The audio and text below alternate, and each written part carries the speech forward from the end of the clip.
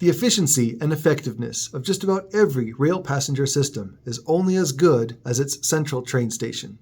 These major hubs, with their destinations, connections, and high levels of rail traffic, become like the beating heart of the entire region, and the success or failure of the rail network as a whole often hinges on the station's ability to draw in and transport passengers effectively. In all 4 of my state-supported passenger rail network videos, I began the tour portion with a highlight of the Rio Grande Depot, because without the Rio Grande plan, the success of our statewide passenger rail network will be compromised in multiple ways. In this new series of videos, I will describe, one at a time, the features and advantages of the future Rio Grande Central Station as we envision it, and compare this with the current plans and infrastructure for passenger trains in Utah. Let's start from the outside in. In this video, let's talk about rail access to the station. The route trains take through Salt Lake City today is the result of a long history of reactionary modifications that could have been prevented with better planning. Originally, the Union Pacific ran tracks behind the Union Pacific Depot, which then cut over to 4th West, then cut over again to 2nd West, to what is now the Trax Light Rail Corridor south to Utah County. The Rio Grande had a much straighter alignment, curving in from about 600 west to 500 west at 900 south, then remaining in the 500 west right-of-way all the way up to the North Yards. Both of these alignments were ripped out as part of the pre-2002 Winter Olympics freeway reconstruction, leaving the old Rio Grande Freight Bypass route as the only way for trains to get through the city. Technically, this is only the southern half of this bypass route, since the northern half was obliterated as part of the original I-15 construction in the late 1960s. In the early 2000s, the Utah Transit Authority reconstructed much of the Grants Tower interlocking in order to make space for their new frontrunner commuter trains, and in so doing, they simplified the previous tangle of tracks and broadened some of the curves. But there were many things that they could not fix. What all this leaves us with today is a low-speed and curvy route that forms the western perimeter of the downtown urban core. It also acts as a major social barrier, separating the heart of the city from the neighborhoods to the west and north.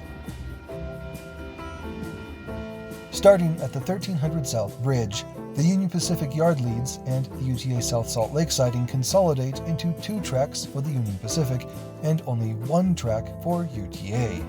In fact, UTA is lucky to have a track here at all, since the I-15 bridge at 900 South was not designed to allow a 3rd track running north to south. Instead, the bridge was designed for an east-west track that is no longer there, replaced by the 9-line pedestrian path. In order to squeeze an extra UTA track in, Union Pacific required a system of automatic track obstruction detectors to be placed between its track and UTA's track. These little bollards have an electrical wire inside each one, forming a series of electrical circuits. If the wire is broken by, say, a derailed train, the local signals will drop to red, and all trains in the area are brought to an automatic stop. There are a few other places where UTA maintains these types of bollards, but this one is the most conspicuous. In fact, part of the reason UTA doesn't run trains on Sundays is due to the need to close down their single track so that maintenance crews have a window to come in and make regular inspections of multiple items, including these circuits. You don't want a wire rusting out and stopping both UTA and Union Pacific traffic during a busy weekday.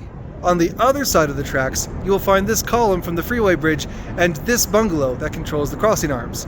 Both of these together form a significant sightline barrier, which means you probably won't be able to even see an approaching train until the moment it enters the railroad crossing.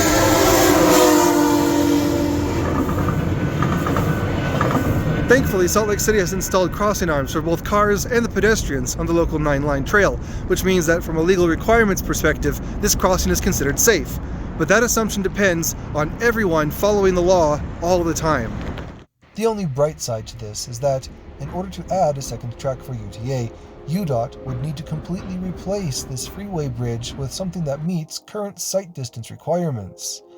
Unfortunately, because this will likely cost several $100 million, that project isn't even in the long-term planning. This means that, without the Rio Grande plan, UTA will be stuck with this section of single track and we'll have to live with these design compromises for a very long time. Moving north, past the similar railroad crossing at 800 South, the UTA tracks entered the rail yards of the former warehouse district. As of 2025, there are still 3 rail-dependent customers left in these yards, surrounded by the abandoned infrastructure of the dozens and dozens of former rail clients. Even though this land is largely disused and even unsuitable for its original purpose, it still represents a major obstacle for transportation and land development, as UDOT is forced to maintain 3 huge bridges over these yards at 600 South, 500 South, and 400 South. And because these bridges ramp down to ground level between 600 West and 500 West, they create an extra block's worth of inaccessible and underutilized land, even though it is within easy walking distance of the center of downtown Salt Lake City. And right in the middle of this post-industrial no-man's zone, this is where Salt Lake City and UTA have struggled for decades to build a central transit station. Salt Lake Central Station was opened to passengers in 1999 at what was intended to be a temporary facility, but with the arrival of UTA's tracks and frontrunner services in 2008, the station has become institutionally entrenched. While rail service to the site is undeniably good, the station location is far from everything that potential passengers want, so ridership and adjacent development have been beyond disappointing. After 25 years of concentrated efforts, there aren't even sidewalks on the adjacent street, let alone the towers of apartments and commercial spaces that you would expect to see at a central station. The reason for this failure is really very simple. Nobody wants to live or work in a maze of blocked railroad crossings and elevated freeway ramps. Any development here will always feel forced. There is only one way to build a community-centered and naturally desirable central station in Salt Lake City, and that plan centers on the Rio Grande Depot. North of Central Station, the tracks cross 200 South at grade. Because this is the only east-west surface street in the area, and because there are big plans for developments in both downtown and near the Jordan River, there are tentative plans to build a road underpass here. In order to make everything fit within the tight urban footprint, the road is expected to require 8% grades to get down below the railroad tracks.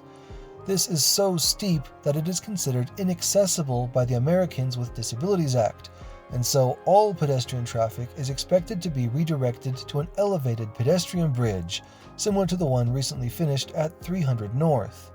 While these plans will certainly be safer for the public than the current at-grade crossing, this grade separation will be deeply harmful to the existing east-west divide.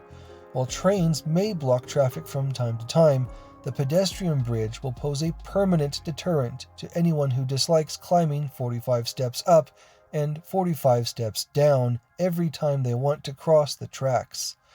The only real solution to these downtown at-grade railroad crossings that actually preserves the urban fabric is lowering the trains, not the cars, and keeping the pedestrians at ground level. But without the Rio Grande plan, this is what we are going to get. Between 100 South and South Temple, the Union Pacific track splits in 2 directions in 2 broad curves, leaving this enormous empty and abandoned space in the middle. This junction is known as Grant's Tower, and is where the Union Pacific Lindell, Salt Lake, and Provo subdivisions meet. These broad curves, which were built in the mid-2000s, do help trains move more quickly through the junction. Quickly, in this case, meaning only 30 miles per hour rather than just 10 miles per hour. But again, this is an area that is trying to become an urban neighborhood with direct access to downtown, and it can never be that while so much of the built-up environment gives preference to trains rather than people. For example, the Folsom Trail is meant to be a major connection between downtown and the Jordan River, but because of this rail junction, it never reaches downtown. The permanent detour route it is forced to take crosses 4 busy railroad tracks at grade at 800 West, then crosses them again at 600 West, giving pedestrians a double opportunity to be either blocked or hit by a passing train. Because of the elevated freeway that crosses the tracks at the same location, There is really only one hope of grade separating this important connection, and that hope is the Rio Grande Plan. From here, there are busy railroad crossings headed west at 800, 900, and 1000 west. Heading north, there are more crossings at 600 west, 300 north, and 400 north. Furthermore, multiple surface streets have been permanently closed to make way for these tracks, such as Dancy Drive, Jeremy Street, 700 west, South Temple, 200 north, and 500 north. Between 900 south and 600 north, that is 21 streets in downtown Salt Lake City that were either crossed at grade, raised up on imposing bridges, or outright closed, all because of the railroad tracks. If a new project were to come along and propose impacts such as these, it would never be allowed to proceed. So why do we tolerate this sort of thing in our city now? But there is a better way. Now, let's talk about the Rio Grande Plan train box. Beginning again at 1300 South, the tracks would consolidate to not just 3 tracks, but 5. 2 tracks for Union Pacific, 1 track for Amtrak, and 2 tracks for UTA. On the north side of the road bridge, these 5 tracks would begin a shallow 1% slope down below ground level. As they do, they would curve 1 block to the east, following the old Rio Grande alignment below an existing I-15 bridge. This bridge is wide enough that, at least initially, no alterations will be needed to Interstate 15, saving countless hours of reconstruction and traffic disruption. At 900 South, the tracks would enter an enclosed structure called a train box that would carry them below street level for about 1 mile. Though there was still a lot of flexibility in the design, I favored this cross-section, with 50 feet of width given to Union Pacific and 55 feet of width given to the shared Amtrak UTA section.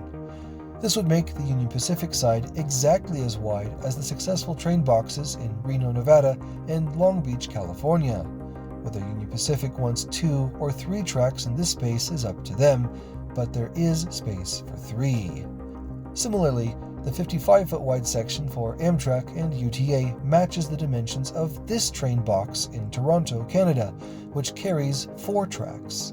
This means it would be possible in the future to give Amtrak a second track through downtown, but initially I think that 1 will suffice, with the space being needed now for a maintenance and emergency access road. Above the train box, there is enough space to rebuild 500 West Street with lanes for cars, bikes, buses, and even the proposed linear park called the Green Loop. Furthermore, since this section of the Rio Grande Plan runs in an alignment completely separate from the current rail right-of-way, all of this could be constructed without any disruptions to current rail operations. Because this alignment would be new, it would also avoid all of the compromises of the old one. Union Pacific would be completely separated from UTA and Amtrak, not just by bollards, but by a concrete wall. UTA would have space to construct a second track through downtown without any freeway reconstruction, and neither of these 2 tracks would need to be closed each night to give trackage rights to maintenance crews and freight trains. Amtrak would have its own track that could operate at mainline speeds, not the restricted speeds it is limited to now in the area around Central Station. The 900 South crossing, with all of its sightline and pinch point issues, could be eliminated, along with, initially, the crossings at 800 South and 200 South. The eventual end result, after every phase of the Rio Grande Plan is complete, would be the grade separation of all the existing downtown railroad crossings, and the reopening of as many closed surface streets as possible. Ultimately, the Rio Grande Plan is more than just a train project. Keeping the trains moving is a major benefit to both the availability and reliability of our public transportation and our intercity passenger rail network.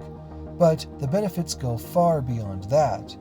The Rio Grande Plan is a benefit to everyone who lives in, works in, or visits downtown. It is a way to keep our public roads open for the public to use, be it by car, foot, bike, bus, or however else. The main reason to even have a train station at all is to help build the community it was created to serve. And the Rio Grande Plan is the only plan that I am aware of to not just imitate those values or to achieve only partial success, but to propose an actual solution that completely addresses the multiple concerns that have persisted for far too long in this city that I call home. Join me next time when we will start talking about the station plans themselves, starting at the platforms. I'm Christian Lenhart. Thank you for watching.